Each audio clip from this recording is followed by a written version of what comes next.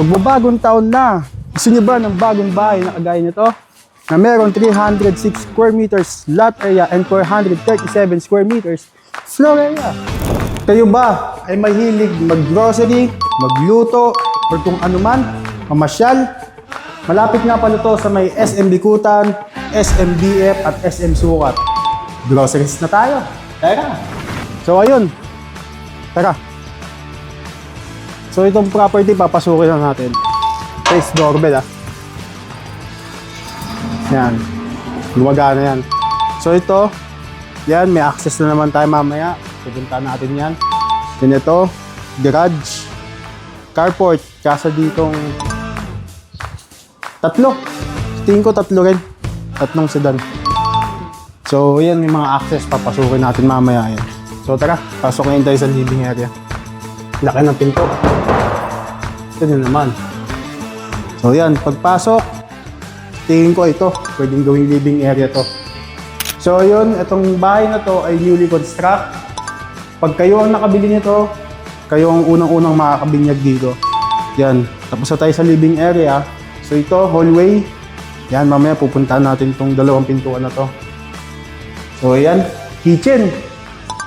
Ito kitchen, napakalaki. May countertop. Yung countertop niya, nandito na yung sink. And then yung mga cabinets, yan, ang dami, hindi kayo maubusan ng storage. May exhaust, may stove, yan. Tapos may access din yan mamaya, papakita ko yan sa inyo. So, ito, yung pinaka-dining area niya. Yan. Masarap kumain dito guys, kasi matatanaw niyo yung labas. Yan. Tatanaw niyo yan. Tatanaw niyo yan guys, eh. Pakapayapa dyan. Kasi ito yung access na yan. Yung sinasabi ko kanina guys. Access yan pagpasok nyo ng gate. Mamaya yung kabila naman ipapakita ko sa inyo. So dito. Ito na yung dalawang pinto. Unahin na natin ito sa kanan ko. Ito pwede ito sa mga matatanda. Kasi nasa baba. May mga cabinets na rin to guys. May sariling CR na din. Yan.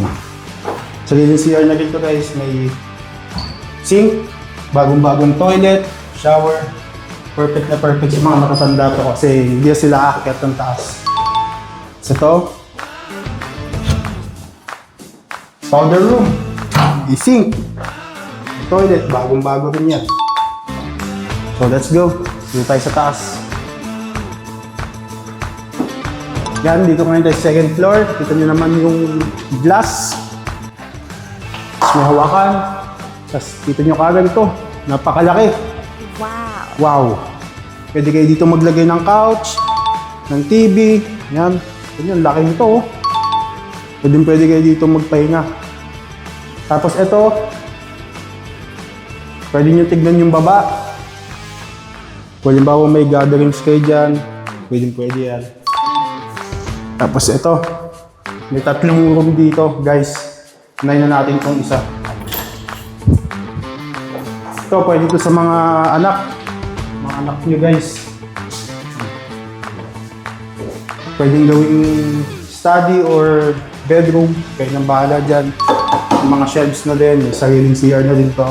May sink, may bagong toilet. Shower na din yan.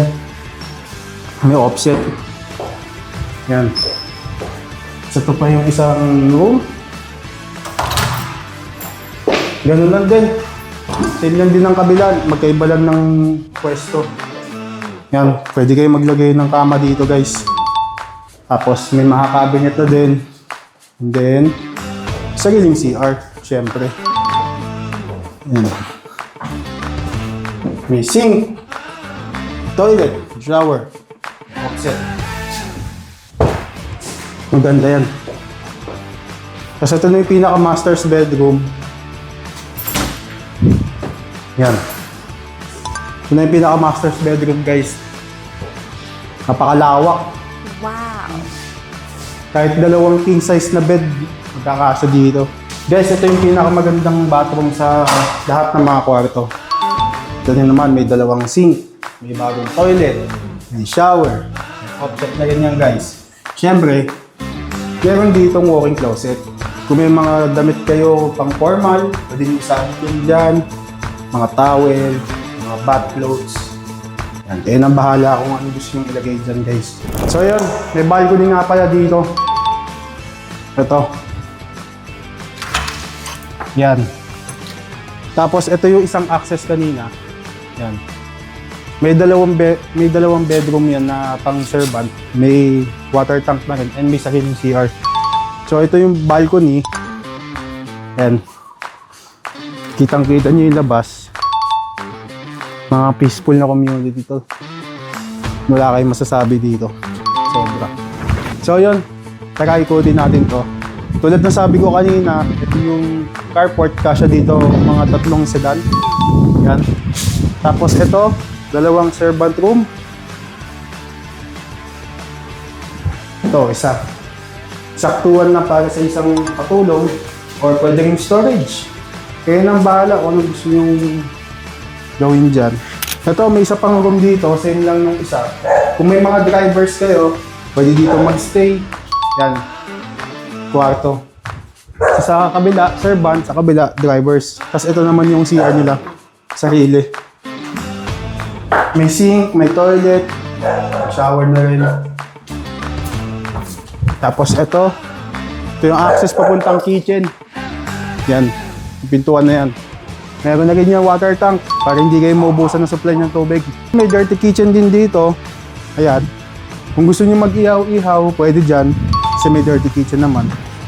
Tapos ito yung paikot dito sa may dining. Ayan. Ito yung labas nun.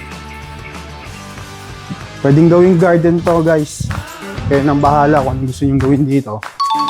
Kasi ito may storage din dito sa ilalim. Sa tingin ko pwede dito ilagay yung generator para kung sakaling mag-brown out, may supply pa rin kayo ng kuryente. Tapos ito na yung palabas ng carport.